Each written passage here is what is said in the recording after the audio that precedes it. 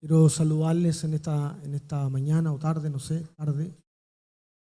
Qué hermoso es el Señor con nosotros, amén.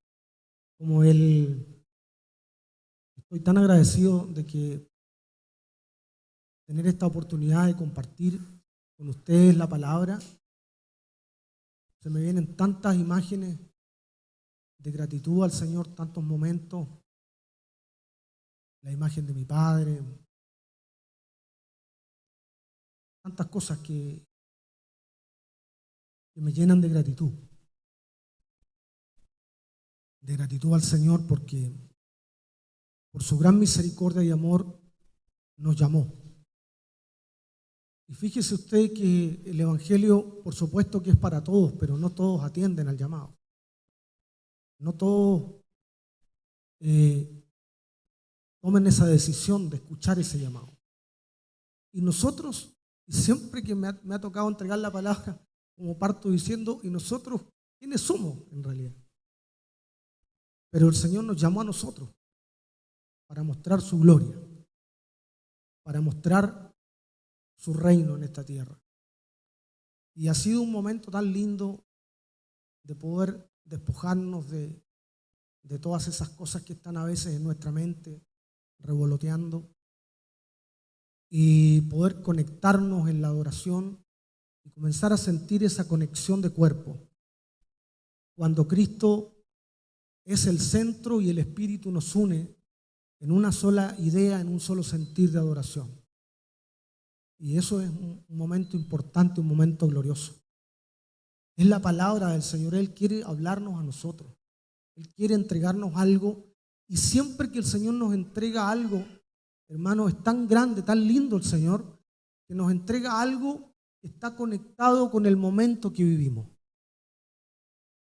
Una palabra que va en consecuencia del tiempo, de la estación en la que nos encontramos. Y es una palabra que se va renovando, que va tomando una forma y que nosotros tenemos que estar muy atentos a tomar esa palabra para nosotros. Amén. Hace unos domingos atrás, me recuerdo, hablaban un tema, decía que estaban los serafines, los arcángeles, estaba la gloria de Dios, no sé si fue en el campamento, en alguna parte, me acuerdo, en alguna frase, me marcó eso porque decía que estos como que se tragaban la gloria, como que aparecía gloria y ellos la tomaban, como que estaba disponible y ellos no perdían el momento, y eso tiene que ver con disposición, tiene que ver con actitud. Y por eso creo que en esta tarde esa debe ser nuestra actitud respecto de la palabra. Tomar esa palabra, tomarla para nosotros, cada parte de esa palabra tomarla, para que venga a producir el Señor a través de la manifestación del Espíritu, el resultado que Él espera y el diseño que Él tiene para nosotros en estos tiempos. Amén. Son diseños que Él nos da para que nosotros podamos enfrentar el llamado, para que podamos llevar a cabo el llamado. Amén. Y por eso quería partir diciendo eso, porque me llena de gratitud el poder compartir con ustedes esa palabra. Me alegro mucho también ver a mi hermano David, que está ahí con nosotros. Que Dios te bendiga, David. Estamos todos ahí pendientes de lo que el Señor está haciendo en ti, en tu casa, ¿no? Y nos bendice, porque en esas situaciones donde vienen esos momentos complejos, ahí realmente es donde la fuerza del Espíritu nos levanta. Amén. Cuando yo era niño, como la palabra dice, éramos como niños, crecimos como... No es esa parte. Cuando yo era niño, no es esa parte. No crecí mucho, pero cuando era niño, me acuerdo de que, y lo voy a compartir más adelante, quería partir contando esta historia real. Mi padre y mi madre, ellos como pastores estaban llamados a un ministerio pastoral. Y ambos tenían esta este llamado, ambos tomaron este llamado para sí. Entonces, ellos ambos se movían en el llamado de siervos del Señor, en ministrar la palabra en las iglesias, en entregar a los hermanos, en compartir, en estar ahí ministrando, tal como es mi hermana, que es mi pastora, y mi pastor. De la misma manera, pero ellos como matrimonio estaban siempre llevando, digamos, a todos lados. Y por lo tanto, el ambiente que en nuestra casa había era el ambiente del llamado pastoral, ¿no? Ese era el ambiente que había ahí. Todo tenía que girar en torno a eso, al llamado. Entonces, mi padre me acuerdo que nos llamaba, mi mamá también, y nos decía: ustedes tienen que estar a la altura del llamado. Porque esta casa es una casa que el Señor ha llamado para servir. Entonces, en el fondo nos estaba diciendo: tú no te puedes comportar como cualquiera. Porque tú estás en esta casa donde se predica la palabra y por lo tanto tú tienes que cumplir de acuerdo a eso. Entonces yo decía, a veces en mi rebeldía interna decía: pero yo no soy pastor. No. Entonces mi padre me decía: no, tú estás aquí, en esta casa donde la autoridad de Cristo es, y por lo tanto tú tienes que comportarte a la altura del llamado que el Señor nos ha hecho. Bien, entonces eso significaba también, y yo veía que de alguna forma los hermanos también que eran parte de la congregación también pensaban lo mismo. O sea, si yo o mi hermana o la Nancy o la pastora se portaban, digamos, de una manera incorrecta, uy, pero yo solo los hijos de pastores, ¿cómo se están portando así? Bien, entonces había como una correspondencia a eso. Bueno, la vez anterior, y después vamos a conectar esa historia real que les compartí. Yo hoy día no tengo eso en mi casa porque estudio, o sea, trabajo en algo tecnológico y no andamos todos hablando de la tecnología. No está eso. Pero en lo que es la casa del Señor, en lo espiritual, sí. Es el señorío de Cristo en la casa, se tiene que difundir a la casa. Eso, indudablemente que es así. Y la vez anterior que compartí, se me ocurrió ponerle una frase nomás, SOS, que en realidad no tiene nada que ver con la emergencia, pero tiene mucho que ver con la urgencia y lo importante que significa. Fue la última vez. Entonces hoy día decía: Señor, ¿cómo podemos entregar una palabra que pueda también tener algún título acorde con eso? Entonces yo siempre, cuando preparo la palabra, al final, cuando ya termino y ya estoy como en el último día, le pongo un título. Siempre el título va al final, porque como redondeando la idea, ¿no?, de lo que pasa. Entonces por eso, le puse un título que no sé. ¿Cuál es tu presupuesto? Es como cuando uno entra a una tienda grande donde hay muchas cosas y el vendedor, existen muchos tipos de productos que tú quieres comprar, pero el vendedor te dice: Señor, pero ¿cuál es su presupuesto en realidad? Para mostrarle algo en relación a lo que usted tiene. Porque como hay tantas variedades de lo que usted está pidiendo, entonces, Señor, ¿de cuánto estamos hablando? O sea, voy a comprar un auto, por ejemplo, supongamos, y hay muchos autos, ¿no? ¿Y de cuánto, y cuál es su presupuesto para ofrecerle el auto de acuerdo a su presupuesto? ¿Qué tiene que ver eso? De alguna forma, creo que este título marca también ese presupuesto que tiene que ver con lo espiritual. ¿Qué nivel de recursos tenemos del espíritu en nosotros? Eso es un poco la idea. ¿Cuáles son nuestros recursos espirituales con los que contamos y de acuerdo a eso nosotros nos proyectamos? ¿Se da cuenta? Si tus recursos espirituales son abundantes en gracia, entonces tu crecimiento, tu desarrollo también crece y se te presenta, ¿no es cierto?, un nivel en tu vida acorde a ese recurso. Si tu recurso es escaso en lo espiritual, entonces también tu vida tendrá un nivel, modestamente hablando, muy pequeño.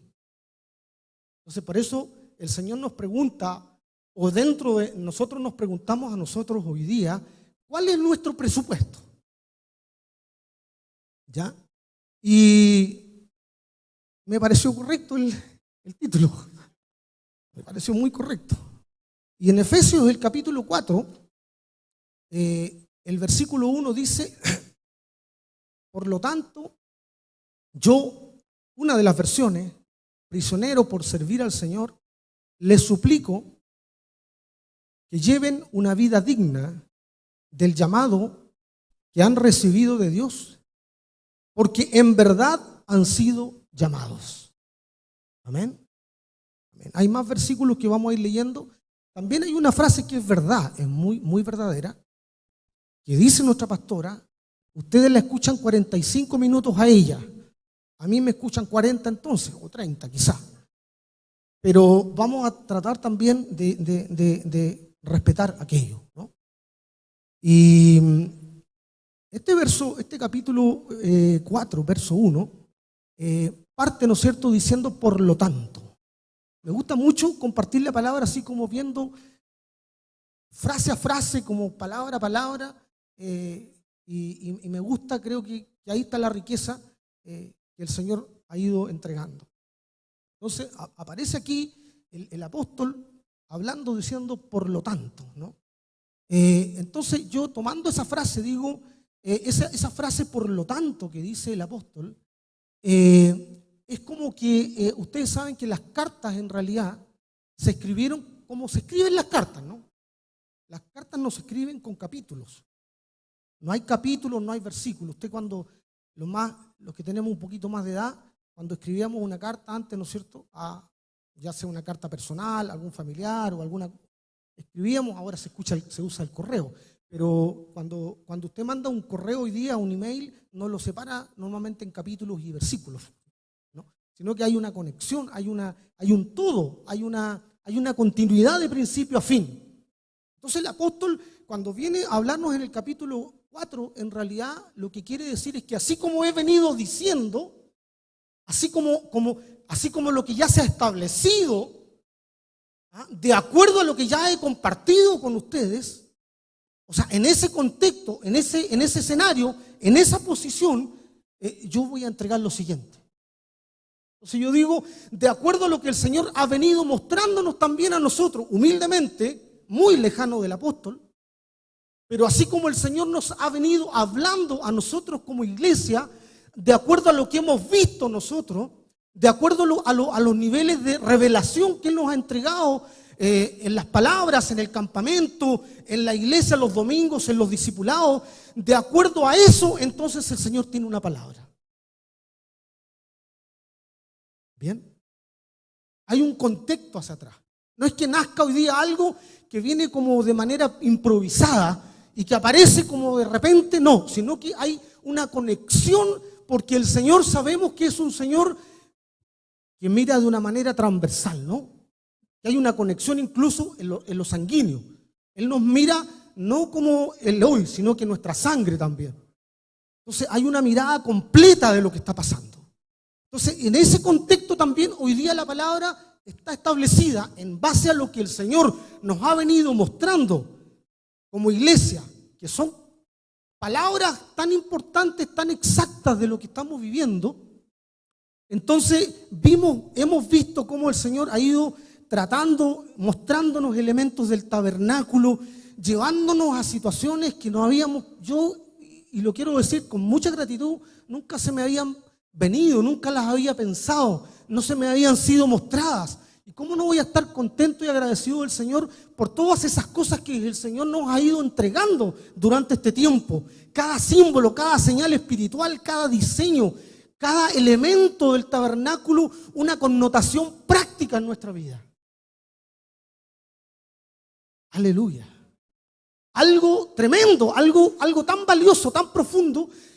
A mí me suele ocurrir, pero esto es completamente diferente que cuando estoy estudiando algo, no sé, algo en lo mío, digamos, en lo que yo trabajo, y de repente descubro algo, digo, oh, espectacular, esto sí que... Pero esto no se compara porque es diferente, es un tema que el Señor, el Espíritu, da un consuelo tan grande una alegría, una gratitud. Señor, ¿cómo tú nos estás mostrando esto a nosotros hoy día? ¿Así se ha sentido usted también? Amén. Es como que, oiga, pero se conecta con esto, pero sí, pero mi vida, y el Señor comienza a abrir nuestro entendimiento.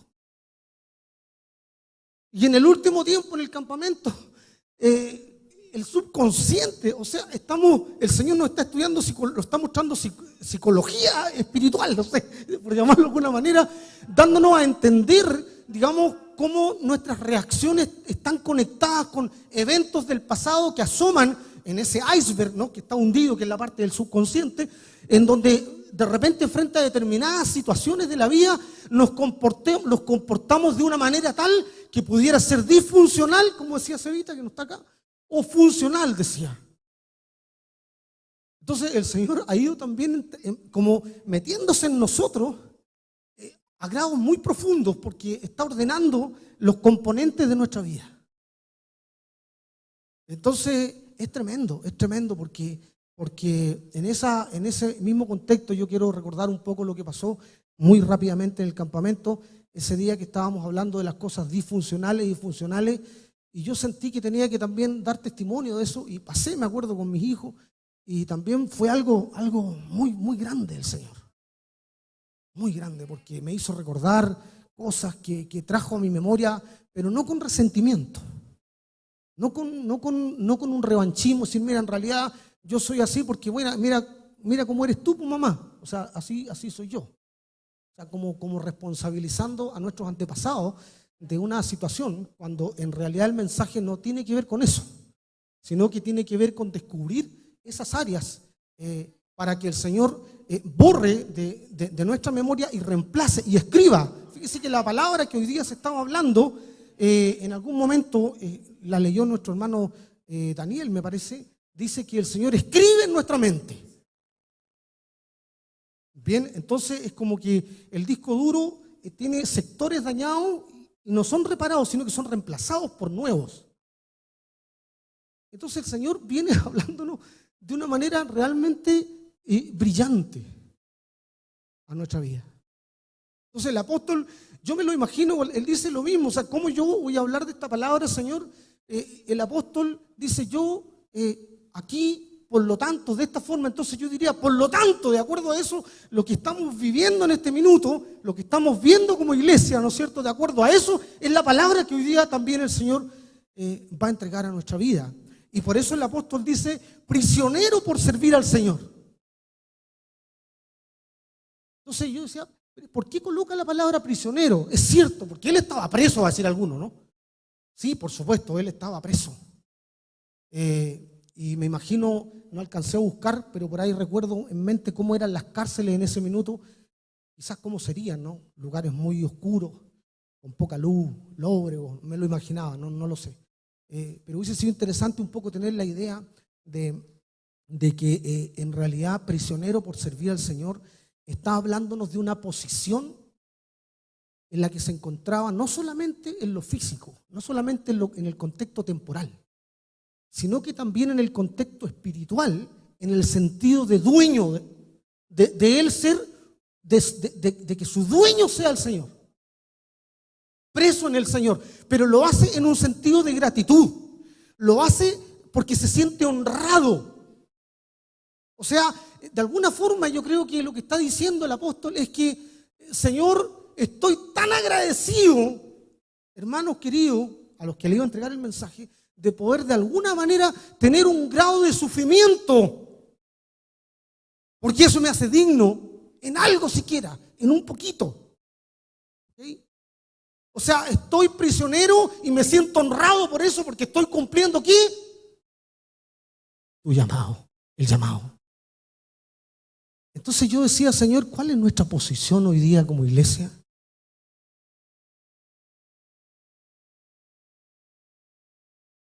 O sea, ¿qué pudiera yo decir?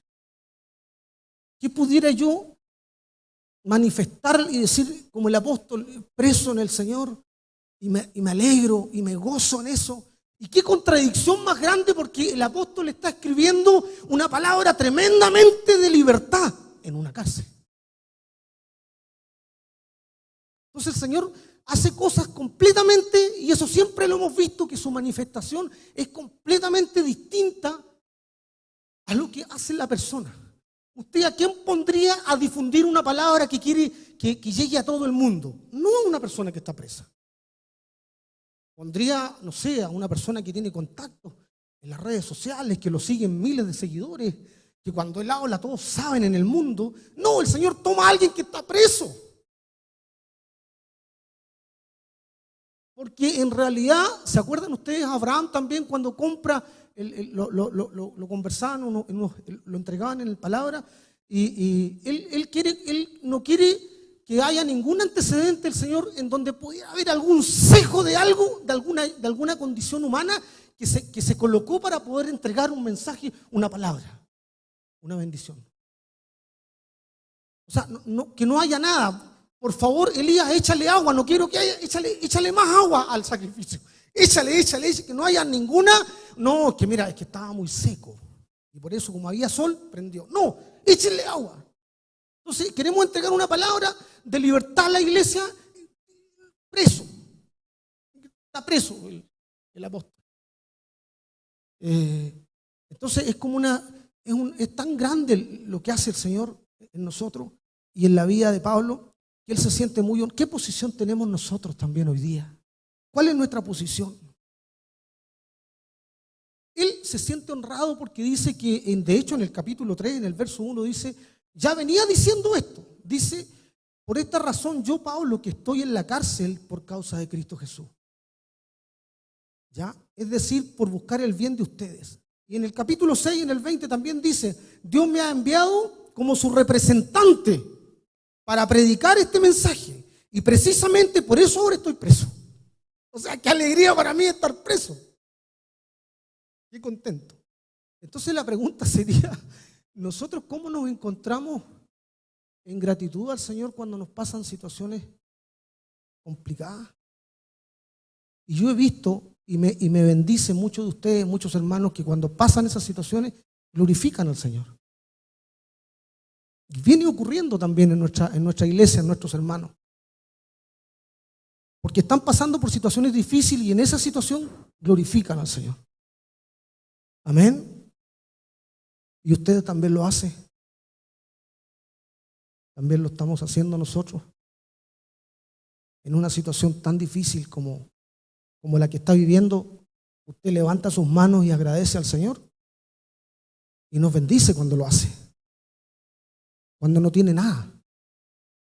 En esas situaciones que nos ha dicho nuestro pastor de emboscada, cuando estamos ahí, el Señor quiere mostrarnos su gloria. Amén. Entonces, Él estando en esa condición dice, yo preso, yo ahí, pero me siento tan honrado de hacerlo. Me siento tan contento de eso. Prisionero para servir al Señor, dice, les suplico. Otra versión dice, les exhorto. Otra dice, les ruego.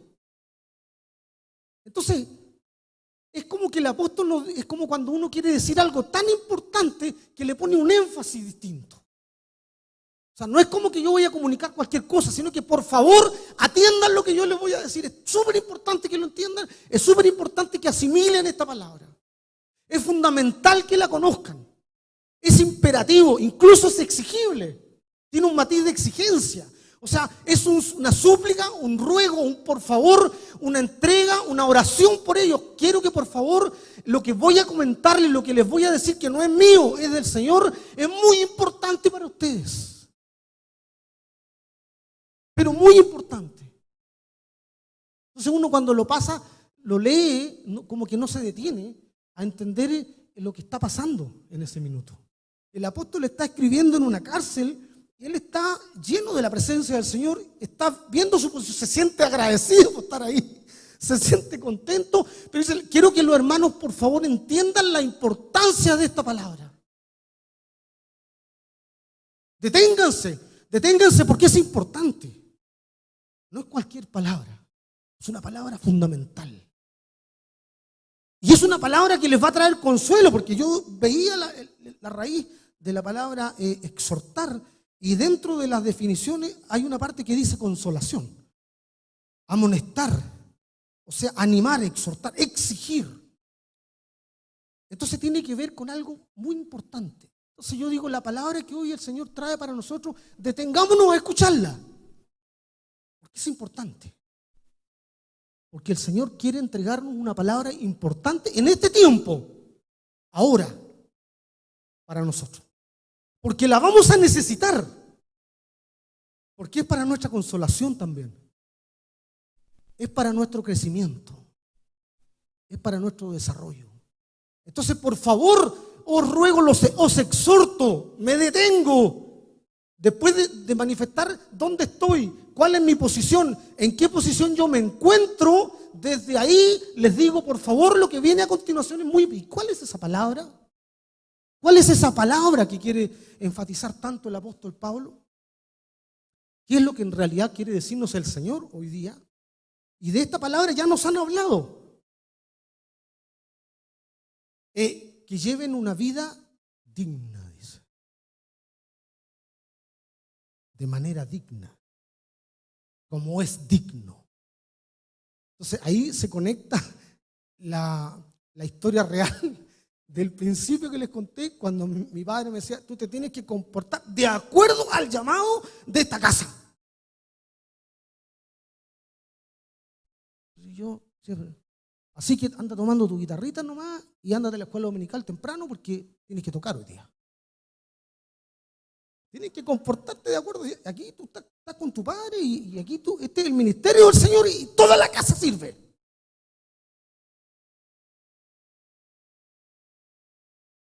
Lo conecté con eso, me acordé de eso, porque dice, ¿qué significa? Y nos ha hablado también en predicaciones anteriores, nos han hablado de la vida, que es llevar una vida digna, una vida que sea consecuente al llamado que nosotros hemos tomado. ¿Bien? O sea, es una vida que tiene plena relación con lo que somos en Cristo. O sea, no podemos tener una vida que no hable de lo que somos como cristianos. Entonces es muy importante lo que nos está diciendo el apóstol, porque el apóstol nos está diciendo, ojo, es importante que ustedes tengan cuidado, les exhorto por favor, o sea, por favor, lo que hemos escuchado en los discipulados, lo que hemos escuchado en los cursos de sanidad, lo que el Señor nos ha entregado en los campamentos, lo que Él nos viene hablando en la soledad también, en nuestros altares de oración, eso por favor, considérenlo y llévenlo a la práctica, sean consecuentes con lo que han recibido, no sigamos en las mismas cosas.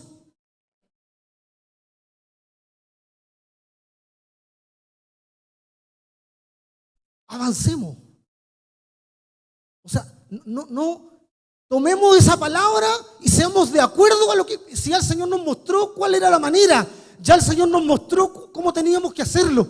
Él nos ha dicho cómo tenemos que abrirnos a Él, qué es lo que tenemos que hacer, cómo tenemos que buscarle, qué elementos nos ha puesto a toda disposición. Entonces, por favor, tomemos esas cosas, seamos consecuentes con eso.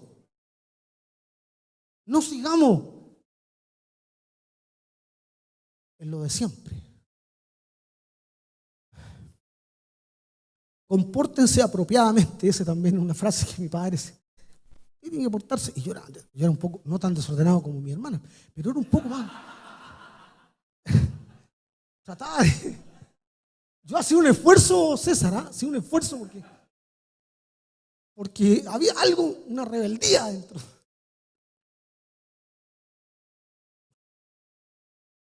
Aleluya.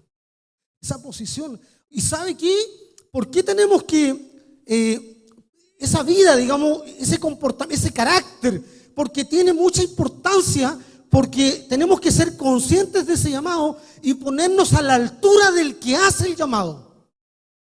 A ver, por ejemplo, volviendo al ejemplo este de que si me hubiese llamado, depende de quién te llame, ¿no? Si me hubiese llamado un amiguito de ahí mío de la iglesia, oye, compórtate de acuerdo a lo que eres, po. Yo no lo hubiese considerado de la misma manera. O sea, es muy importante quién te lo dice. O sea, tiene una altura, tiene un nivel de acuerdo a la persona que te lo está. ¿Y quién nos está pidiendo? ¿Quién nos está diciendo a nosotros que tenemos que comportarnos de una manera acorde con lo que nosotros somos? El Señor. Entonces tiene una altura diferente, tiene una connotación distinta, porque está de acuerdo a un nivel que es del Señor. Entonces ya no es mi papá. Ahí entendí que no era mi papá.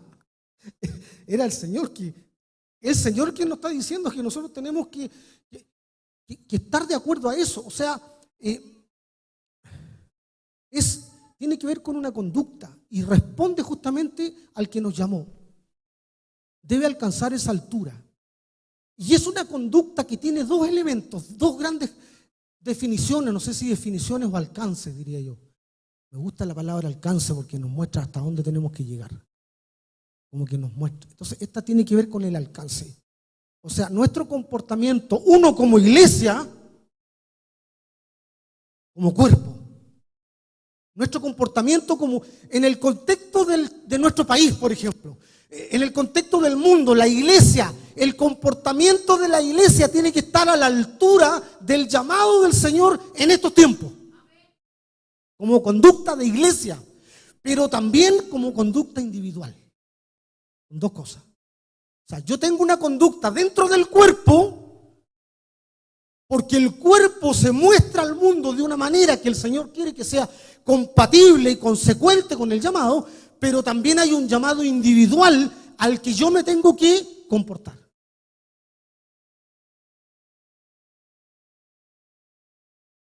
Hace mucho calor acá. Entonces, esa conducta, ¿qué es finalmente lo que ve nuestro prójimo en nosotros? Es nuestro comportamiento.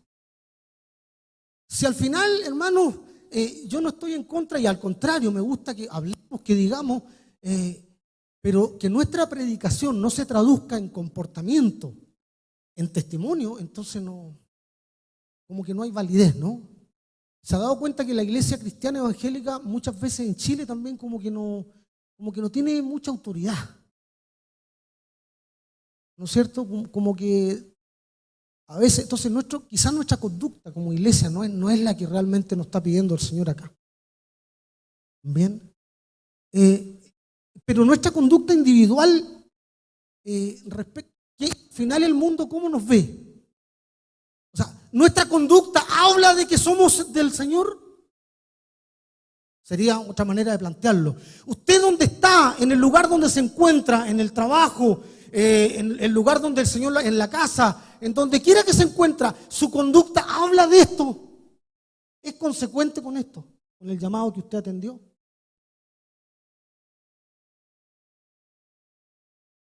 Entonces, por eso es importante lo que el apóstol nos está diciendo, porque ojo con lo que el Señor nos quiere decir. Muy importante es nuestro comportamiento de acuerdo a nuestro llamado. Ah, no, ese es diferente, ¿no?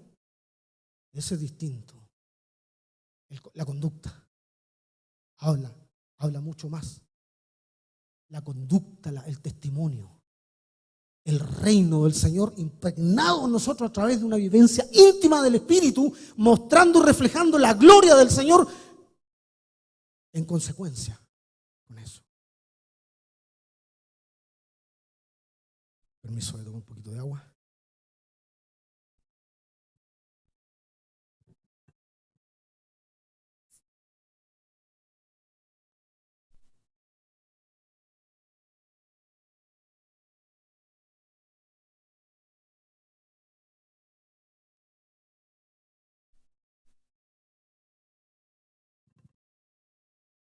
Hasta aquí estamos bien, ¿no es cierto?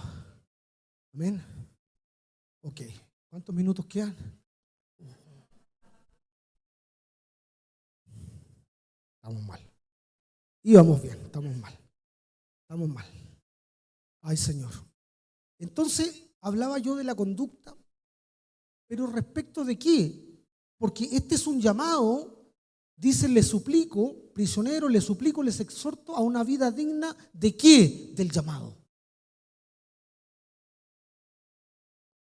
En otra versión dice de la vocación de la que fuiste llamado, o de la vocación con que soy llamado. Entonces, ¿en qué consiste este llamado? ¿Cuál es el llamado en realidad? ¿Es un llamado individual, colectivo? Es un llamado ¿a qué? ¿Cómo es el llamado? ¿En qué consiste el llamado? Porque él nos está diciendo, compórtense de acuerdo a qué, a cualquier cosa, no, al llamado. ¿Cuál llamado? ¿No? ¿Cuál llamado? ¿Cuál es la definición? ¿En qué consiste? El alcance, otra vez me gusta la palabra, el alcance de ese llamado. ¿Cuál es ese alcance? ¿Ya? Es el llamado, en realidad, Romanos 8:28 también habla de ese propósito. Dice, y sabemos que a los que a Dios aman, todas las cosas les ayudan bien. Esa parte nos encanta, ¿no? Porque siempre la usamos, es como el comodín. O sea, estamos haciendo las cosas súper mal y decimos, pero a los que aman a Dios, todos le ayudan a bien. Y nos está yendo pésimo. De repente ocupamos una palabra mal. Bueno, ese no era el tema, pero es a saber, dice, lo que conforme al propósito son llamados. Hay un propósito en el llamamiento. Y hay un propósito de cuerpo. Hay un propósito de iglesia. Y luego hay un propósito individual. Y esto me encantó. Me encantó. Agradezco y glorifico al Señor por aquellos hermanos que teniendo problemas, por ejemplo, familiares, matrimoniales o de cualquier tipo, vienen acá, al cuerpo, y desde ahí se proyectan. ¿Me sigue? Porque aquí el llamamiento primero es como cuerpo, como iglesia, como diseño del Señor. O sea, si yo tengo una situación, si yo quiero recibir un propósito específico para mi vida, ese propósito específico primero se da desde el contexto del propósito de iglesia. ¿Me sigue? Yo quiero que el Señor no me va a entregar un propósito si yo estoy desconectado del propósito de iglesia. O sea, si yo ando buscando alguna situación laboral, por ejemplo, y me alejo del Señor, no voy a encontrar tengo que estar conectado. Y eso hablábamos esta semana con uno de mis hermanos del discipulado, de la importancia de tener los tiempos para estar en ese propósito de cuerpo. O sea, cuando tenemos un problema en el matrimonio, qué importante es, no, pero es que a veces actuamos al revés, ¿no? Es que estamos mal, ¿cómo vamos a ir? Tenemos problemas, vamos a ir. Primero arreglémonos nosotros y después vamos. No, es estar desde el cuerpo, el Señor nos sana. Es desde ahí. Entonces eso es muy importante entenderlo porque son leyes, cosas claras que el Señor nos advierte. Hemos sido llamados con un propósito, dice, pero el propósito tiene que ver con el cuerpo. Y desde el cuerpo me proyecto en lo específico. O sea, no tengo un llamado específico donde se me viene la palabra cobertura. Es como, y hay muchas historias que te podría contar, muchas historias que yo he visto con mi padre en la iglesia, donde hermanos se levantaban con propósitos individuales que no tenían nada que ver con el cuerpo. El Señor me ha llamado, pero el Señor no lo ha llamado porque en realidad no estaba en el cuerpo. Aquí no me siento, aquí como que no me desarrollo acá, es como lo típico, me acuerdo. Hace un tiempo atrás, mi mamá estaba un poco triste, yo hablaba con ella. Bueno, yo no hablo todos los días con ella, pero cuando yo hablo con ella, estaba triste un día. Yo le dije, pasa, mamita. No, me dijo que se fue una hermana. ¿Y por qué? Es que recién ella estaba comenzando a conectarse con el cuerpo en la iglesia.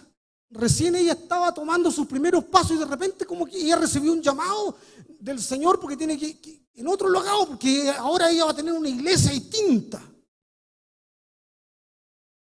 Y ella estaba muy triste porque los pastores que son de corazón de pastor, sufren cuando se van los hermanos. Sufren. Mi mamá, mi papá sufrían. Yo no estaba muy triste en esa época porque yo tenía lo que decía, yo le aclaro. ¿Por qué lo digo? Porque para mí eran competencia. Por eso. Mi papá, los hermanos y yo estaba en el otro lado. Pero entonces había un tema acá que tiene que ver justamente con el propósito individual que nace desde lo colectivo, nace desde el cuerpo. Entonces cuando un hermano está pasando una dificultad, Está conectado en la palabra. Nuestro hermano David, que está ahí recién, hace unos minutos, nuestro hermano Hernán, que siempre nos bendice. ¿Ellos se desconectan del cuerpo? No, están en el cuerpo. Y desde ahí traen un propósito para nosotros como iglesia e individual, porque traen bendición a la casa. Amén. ¿No es glorioso lo que está haciendo el Señor en nuestras vidas? Entonces, ¿qué está esperando usted para conectarse al cuerpo? ¿Qué espera? ¿Necesita un telegrama del cielo directo? Bueno, ahora ya no hay telegrama, un WhatsApp, no sé. Un telex. Entonces, hermano, paren ese reloj, por favor. Versículo 2. Y creo que hasta ahí nomás vamos a alcanzar a llegar. Versículo 2 dice: sean siempre humildes y amables. Sean pacientes. Este era el mensaje que quería dar el apóstol. O sea, dijo que teníamos que comportarnos de acuerdo al llamado. ¿Y en qué consiste ese llamado? Sean humildes. Entonces, Señor, ¿cómo me va a entregar a mí esa palabra? Yo entregar esa palabra de humildad a los hermanos. Y a lo mejor los hermanos me están viendo, el hermano Iván es lo menos humilde que hay. Y Señor, Padre, lloraba todo, Señor, pero ¿cómo? Dame una palabra. Y él me daba esta. Dame una palabra, Señor. Me volví otra vez, Efesios 4, no puede ser. Señor, ¿estás seguro que, pero cómo la humildad? Porque el trato es para todos nosotros. Por eso es así. Por eso. Sean humildes, sean amables, sean pacientes unos con otros, tolérense. Y fíjese, me quedé asombrado con algo que me pareció realmente extraordinario. Comencé a buscar, como lo hace la Jimenita, el trasfondo de la palabra. Etimológicamente hablando. Fui al fondo de la palabra.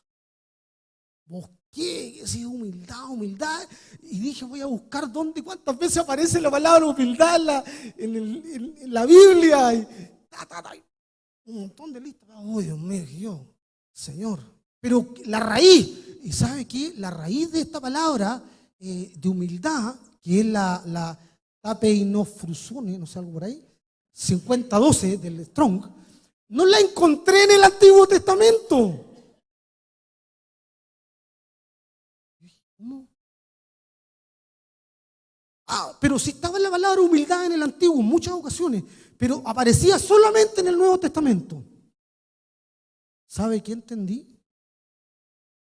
De que esta palabra, humildad del Nuevo Testamento, es una palabra que viene con el nacimiento de la iglesia. Y después, cuando comencé a estudiar, efectivamente, esta palabra humildad, fíjese, nos habla justamente es un estilo de vida, y ahí encontré que nació con la iglesia, y en el mundo antiguo se consideraba la humildad despreciable. Y esta raíz no está en ninguna palabra en el Antiguo Testamento. Aparece recién cuando el Señor funda la iglesia. O sea, el Señor incorpora una virtud, un presupuesto. Esto es parte del presupuesto, no se olviden. ¿Cuál es el presupuesto de humildad que tenemos? Entonces, el Señor incorpora como un recurso nuevo a la iglesia este concepto de humildad. ¿Qué significa este concepto? ¿Por qué no está en el Antiguo Testamento? Porque nace como una nueva manera de comportamiento de la iglesia. Por eso. ¿Y en qué consiste? Filipenses 2, 3, 8 dice: hallado en la condición de hombre, el Señor se humilló a sí mismo. Claro, entonces dije, a ver, vamos a hacer un ejemplo. Tenemos un partido de fútbol, nos juntamos unos amigos, yo ya no juego a la pelota, pero cuando jugábamos ahí juntábamos, un día estaba con el Delfincito, con el Pastor Delfín, nos tocó hacer un partido, la final ahí en la universidad, ¿te acuerdas, Delfincito, cuando tú volabas en el arco? Para allá, para acá, el Pastor Delfín era el gato Delfín, no era pescado, era el gato, el Pastor Delfín. Llegamos a la final. y nos metieron como 10 goles. Entonces, ese concepto es que fuimos humillados. ¿Se da cuenta? Pero esta palabra no es eso, porque el Señor dice, me humillé yo a mí mismo. Entonces tiene otro, por eso que no está en el antiguo, porque siempre habían humillaciones desde otros, o sea, el pueblo había sido humillado por esto, por lo. Pero acá es que yo, como cristiano, como hijo del Señor, considero y me miro a mí mismo y yo mismo me humillo a mí mismo. No tengo que esperar ser humillado. Bueno, lo encontraron un problema, y chuta, fue encontrado en la situación, chuta, quedó ahí, tuvo que humillarse, no, pero que no le quedó otra. Pero esta no es esa humillación. Y eso lo encontré muy importante. O sea, yo de una manera deliberada, con intención, me humillo. Amén. Eso es complicado porque uno siempre no quiere humillarse, a menos que ya no tenga vuelta que darle. Miren, en realidad estoy complicado y no. No, yo tomo una decisión de humillación. Por eso que la palabra del Señor mismo nos da el ejemplo. Acá donde yo recién leía, ¿se humilló quién? A sí mismo el Señor. Claro, ¿quién lo iba a humillar a Él? Sí, pero esa enseñanza es la que Él nos quiere entregar a nosotros, que nosotros nos tenemos que humillar en un concepto de ver quiénes somos realmente, de ver nuestra posición frente al Señor. Entonces, ¿contra quién? ¿Cómo se nos hace más fácil esta humillación? Comparándonos con Cristo.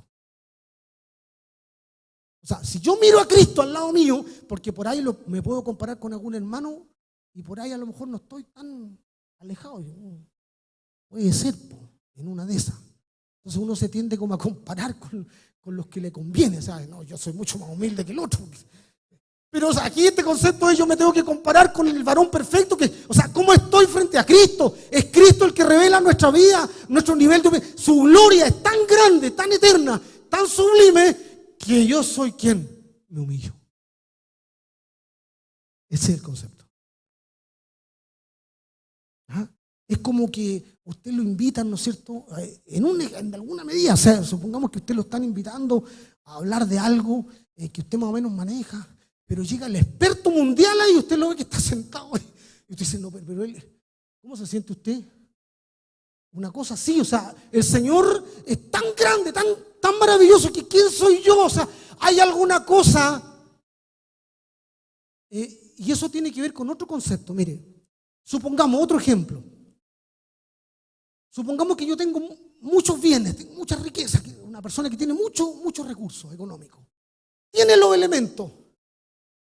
Y hay un hermano en la iglesia que tiene mucha necesidad y uno tiene el elemento, ¿no? Y esa persona que tiene los elementos, los recursos, va y lo bendice al hermano con recursos, ya, y entrega, y el hermano, amén por el hermano. Y ese hermano que entregó los recursos, en realidad tiene que entender, y él tiene que, ¿cuál es la idea de esta palabra?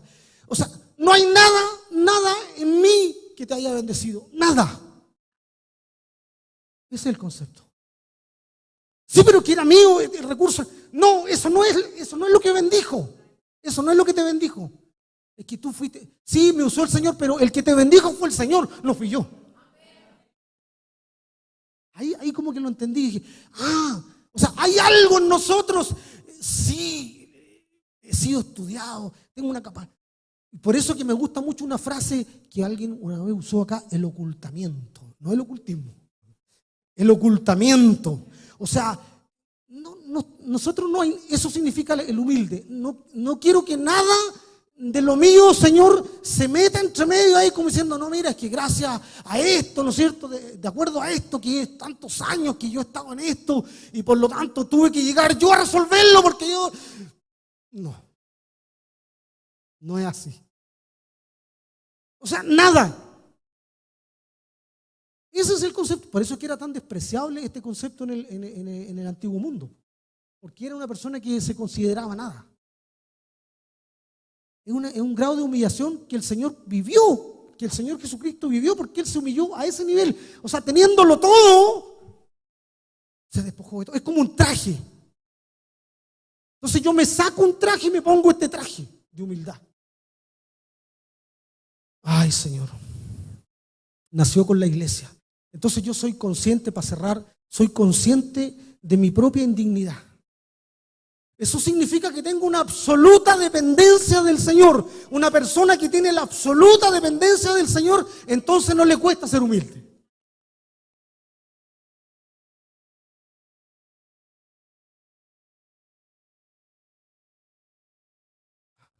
A medida que pasan los años me pongo sentimental. Antes no, me dan ganas de llorar a veces, fíjese. Y antes no era así. El Señor me está cambiando. Me emociona lo que el Señor ha sido. O sea, le digo sinceramente, me emociona tanto en ver a mis hijos adorando al Señor. Pero lo digo en humildad porque no tengo nada que ver yo y fue el Señor. Nada, o sea, no, Señor, no, que lo llevó no. Es tuyo, Señor, tuyo. Entonces, entendamos eso. Despojémonos completamente, hermanos, de esas cosas y vamos a ver que el Señor comienza. Este es el presupuesto que tenemos. Ese es el recurso. Ahora, este recurso es un recurso que el Señor nos da. Eso me gustó también. Es como que ese recurso no existe en el mundo. Este recurso. Porque es un recurso que el Señor creó para la iglesia. Entonces yo me lo imagino como que entramos a una bodega muy grande, muy hermosa, donde hay muchos recursos que son del Señor, y el Señor toma el recurso de humildad y nos pasa a nosotros. Toma, ahí tenés un grado de humildad. Es un recurso de Él, no es nuestro. Estamos teniendo los recursos que Él nos va pasando. Entonces no podemos tenerlo de otra manera. Usted puede encontrar muchas personas humildes. En la humildad no tiene que ver con los recursos tampoco, que uno sea pobre o otro sea rico, ¿no? Eso, además. Pero también agrega una palabra que le viene muy bien, así como cuando usted hace algo que siempre le acompaña, siempre hay algo que le ayuda, que está siempre al lado. Entonces tiene que ver el tema, que después dice: sean humildes, sean amables, sean mansos, tengan mansedumbre. La palabra mansedumbre siempre va acompañando a la humildad. Entonces, yo viendo referencia me di cuenta también de que esta misma forma, estas 3 palabras o estas 4 palabras que van aquí, humildad, amabilidad, paciencia, tolerancia, están 4, 5, 6 veces en la Biblia juntas. Entonces se me vino ese dibujo que mostró Cevita Tapio en el campamento, parece que fue, donde habían conexiones también de las áreas de nuestra mente que estaban ligadas, conectadas, y llevan de un dolor al trauma, del trauma al otro, y tenía un montón de conexiones, ¿no? Esto también, pero en lo espiritual, en la bendición del Señor, o sea, la tolerancia, la humildad nos conecta con la tolerancia, nos conecta con la mansedumbre, nos conecta con el soportarnos. Está todo conectado entre sí. O sea, la mansedumbre va conectado con la humildad. Ahora, ¿qué sería la mansedumbre? La mansedumbre. Y me gustó un comentario que encontré, porque yo decía, es una persona que nunca se enoja. Eso más o menos yo me imaginaba. Y algo de verdad hay en eso, pero mire lo que le voy a compartir. Dice, es el que siente indignación. ¿Cómo? Qué extraño. ¿Habrá escrito mal la persona? Es el que siente indignación por las injusticias y los sufrimientos de los demás, pero nunca se indigna ante la injusticia, los insultos de lo que él es objeto. Entonces me acordé de la escena de nuestro Señor Jesucristo cuando entra al templo y ve que están los mercaderes ahí y él se indigna con el pecado. Entonces, Señor, cuando tú quieres que nosotros que tengamos mansedumbre, no significa que nosotros vamos a dejar un filtro completamente abierto. Quiere decir que nos indignemos, que enfrentemos el pecado con fuerza, pero la injusticia, aquellas cosas que son venganzas para nosotros no las resolvemos, son del Señor. O sea, no es que yo siempre yo tengo que tener autoridad frente al pecado.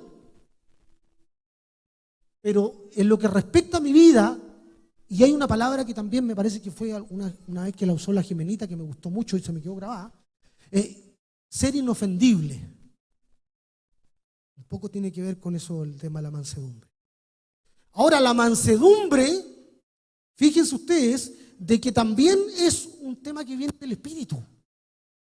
O sea, no podríamos ser mansos Porque si no tenemos al Espíritu, no podríamos tenerlo, porque justamente cuando vamos al libro, al Nuevo Testamento, donde aparecen los frutos del Espíritu, aparece que uno de los frutos del Espíritu es la mansedumbre. Entonces, ¿podría una persona que no tiene el Espíritu Santo tener mansedumbre? No podría. Es porque es un recurso de ese que yo les hablaba recién. Es un recurso del Señor que nos entrega a nosotros la mansedumbre. Ahí está, en Gálatas 5:23. Gracias. Entonces la mansedumbre es tener en el fondo una persona que está controlada por el Señor. Tiene dominio propio y ha entregado al Señor su vida, su carácter, su forma de ser. Bien. Y aquí quiero hablar un poquito y me quiero detener. Uy, la hora otra vez. Me quiero detener y ahí vamos a ir cerrando. Tiene que ver, hermanos, con el controlado por Dios. Hablo de un fruto del Espíritu y hablo de una dulzura del Espíritu. Y poder nosotros, y me viene el tema del subconsciente, porque no sé si usted ha vivido esto, yo creo que sí. Usted sabe que hay ciertas situaciones en su vida que usted se tiene miedo. O sea, mira, no quiero ir para allá, no me invites para allá, porque si yo voy para allá, tú sabes que va a quedar la escuela. Entonces no, oiga, juntémonos nosotros como hermanos, sí, pero no invitemos a Pepito, porque tú sabes que Pepito le dicen eso y ¡pam! Eso no es mansedumbre. O sea, por eso que yo decía, Señor, ¿cómo tú conectas tu palabra? Porque el Señor quiere sanar. O sea, nosotros queremos tener una vida en donde nosotros podamos juntarnos como iglesia, en donde podamos trabajar juntos en unidad, en amor, y que no hayan esas cosas, porque el Señor viene a sanear aquellas cosas del subconsciente que nos hacen reaccionar, porque reaccionamos y no nos controlamos porque nos falta mansedumbre. Entonces el Señor viene a sanar esas áreas del subconsciente que justamente se gatillan en ese minuto. Entonces la mansedumbre tiene que ver con control, con dominio propio en Cristo el Señor. Es el que controla nuestra vida, es el Señor. Es cuando comenzamos a morir a nosotros mismos y el dominio y el control ya no lo tenemos nosotros, lo tiene el Espíritu Santo.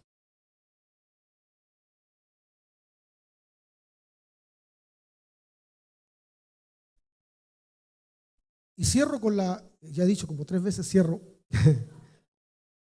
Y aquí viene una parte, sean pacientes. Bueno, lo de la paciencia, ustedes ya lo conocen. Pero hay una parte acá, dice sean pacientes. ¿Cuántos se creen pacientes?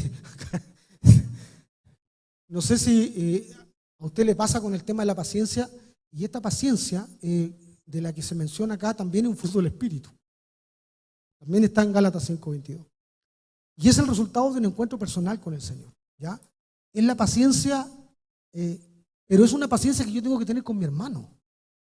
Porque fíjense cómo cierra el verso, porque el verso cierra, dice sean pacientes unos con otros. O sea, es una paciencia, no es la paciencia, es una paciencia que yo tengo que dirigir hacia el trato en la iglesia, en el cuerpo. ¿Por qué digo eso? Porque es un fruto del Espíritu. Y un fruto del Espíritu se da en el contexto de cuerpo. Y se refleja en el cuerpo. Entonces, claro, la paciencia a la que se refiere acá tiene que ver justamente con una obra sobrenatural del Espíritu hacia nuestras vidas. Y esta paciencia se manifiesta en una bondad, en una interacción con los demás. Es una actitud del cristiano para realizar su ministerio. Entonces aquí yo me acordaba de lo siguiente. ¿Cómo lo aplicamos nosotros? Bueno, no puedo desarrollar ningún ministerio como realmente el Señor quiere que lo haga si no tengo paciencia. Eso es en realidad. Porque si yo no tengo paciencia del Espíritu, entonces no puedo continuar leyendo, porque dice tolerándose, dice la palabra, tolérense, sopórtense, y ahí encontré la otra palabra de tolerarse y aguantarse, tiene que ver con soportar. Entonces se me vino, y alguna vez por aquí alguien alguna vez lo dio como ejemplo. Es como cuando usted toma un bulto pesado, algo muy, muy pesado, y usted lo levanta y lo soporta así. Y le cuesta, hay un esfuerzo. Ese es el concepto de soportar. O sea que si lo traduzco ahora a un ejemplo práctico, usted no le va a fluir aguantar a los hermanos. O sea, no a todos. O sea, hay alguien que a usted le va a incomodar. O sea, no es bíblico que todos vamos a andar, chuta, todos pensamos, sí, en un solo espíritu, pero en la diversidad. Entonces, por eso que el Señor nos dice, ustedes tienen que soportarse porque tiene que haber o sea, lo aguanto, pero lo estoy soportando. Pero después viene el vínculo, después viene lo que produce eso, y dice, ¿en qué? En el vínculo del amor. O sea, y ahí viene lo lindo, porque el amor es como un pegamento, es como el ingrediente que junta estos 4 elementos. La paciencia, ¿no es cierto? La tolerancia, la humildad que yo mencionaba, todo esto se junta con el amor. El vínculo de la paz, el vínculo del amor, el Dios de paz. Entonces, claro, entendamos eso. O sea, tenemos que esforzarnos en tolerarnos. Entonces yo decía, Señor, ay Dios mío, Padre. Porque a veces nosotros pensamos que nos están retando el púlpito, no, nos están aguantando. Nos están tolerando, ¿no es cierto? Porque a veces no nos portamos muy bien, pero nos toleran en amor, porque al final dicen, los amo entrañablemente. Está el vínculo, está el pegamento, está el concepto de soportar, o sea, no fluye. O sea, yo tengo que hacer un esfuerzo por llevarme bien, yo tengo que hacer un esfuerzo para compartir con mis hermanos. No me fluye, no estoy.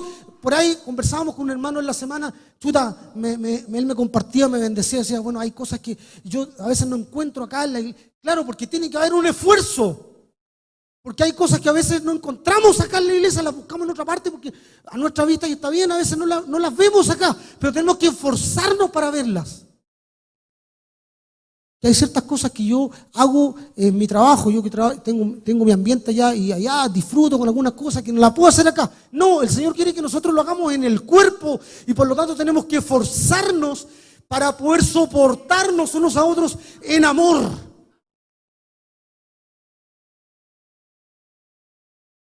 Ay, Dios mío.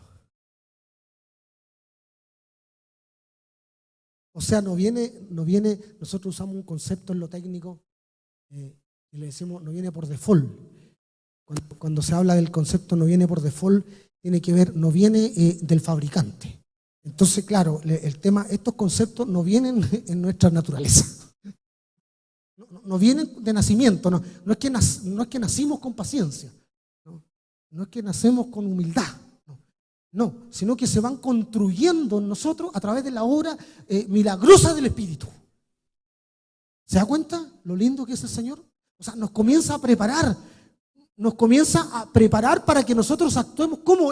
¿Qué significa actuar en consecuencia? Para ir haciendo un resumen. ¿Qué significa estar actuando en consecuencia con el llamado? Significa que estos elementos están en nosotros. Esos son los recursos que tenemos que tener. Esos son. ¿Cuántos de esos recursos tenemos? Puede mirar su despensa usted y comienza a mirar hacia adentro y diga, chuta, vaya a abrir su despensa, la despensa de su vida, y mire esos recursos.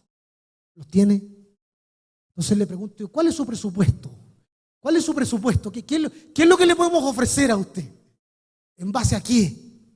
En base al recurso que el Señor ha entregado, que usted ha buscado, en cómo, de qué manera, tomando estos elementos que están aquí, que son la paciencia, que son la humildad, que son la mansedumbre, la tolerancia, el soportarse, el aguantar, en el vínculo de la paz, que es lo que el Señor quiere de nosotros. Ver esos recursos, entregarnos esos recursos a cada uno de nosotros porque son de Él, pero son frutos del Espíritu. ¿Cómo son esos recursos en su vida? Y yo quería constantemente Señor, pero ¿estás seguro lo de Efesios 4, Padre? Porque igual la humildad y los procesos de humildad, ¿cómo nos hacen crecer, hermanos? ¿Cómo nos ayudan a escuchar, a tener que estar en muchas ocasiones, en nuestros discipulados, en el campamento, acá, situaciones que a veces uno chuta, no, mira otra vez, no. Humildad, esa humildad que nace de mí hacia mí mismo. O sea, que yo mismo me humillo, me miro mi condición frente al Señor. ¿Quién soy yo? ¿Quién soy yo, Señor? ¿Quién soy yo para que tú me mires? ¿Quién soy yo? Es tu misericordia, es tu amor, es tu benignidad, tu bondad. Todo, a ti, simplemente a él quiso hacerlo así. ¿No? Eso lo hemos usado una tremenda verdad. O sea, ¿hay alguna razón, Señor? No, él quiso nomás. Él quiso nomás. Alguien podría decir, Señor, pero ¿cómo? Es que en realidad nos hemos portado tan bien que no te queda otra que amarnos. No, la verdad que Él realmente dijo, no sé, yo lo pongo así como un ejemplo de repente, los voy a amar. Pero ¿cómo nos amó? Impresionante. ¿No le da gratitud al Señor eso?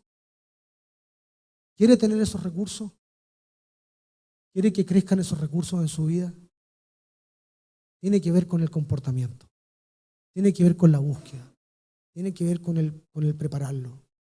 Quiero que se pongan de pie, por favor. Vamos a estar terminando este tiempo.